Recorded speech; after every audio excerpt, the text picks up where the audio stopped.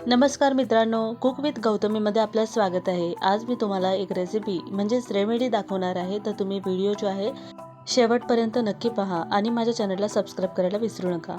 मित्रांनो, मान्सून चालू झालेला आहे। मान्सूनमध्ये खूप तर सर्दी आणि खोकला जास्त प्रमाण वाढते, कफ देखील मुलांमध्ये जास्त आढळतो। त्यासाठी मी छोटीशी रेमेडी घेऊन आलेली आहे। तसंच मी इथे गूळ घेतलेला आहे 1 चमचा, थोडंसं मीठ घेतलेलं आहे, काळं मीठही देखील घेऊ शकता।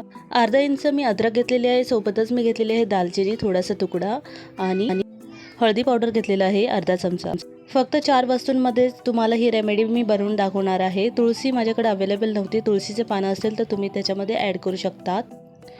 मुलं ही छोटी असल्यामुळे मी त्याच्यामध्ये काळी मिरी आणि लवंग यूज केलेली नाही आहे। तुम्हाला हवे तर तुम्ही ॲड करू शकता, कारण की मुलांना हे तिखट लागेल आणि हे पिणार नाहीत, जेणेकरून मी थोडंसं गुळाचं प्रमाण इथे थोडंसं जास्त घेतलेलं आहे।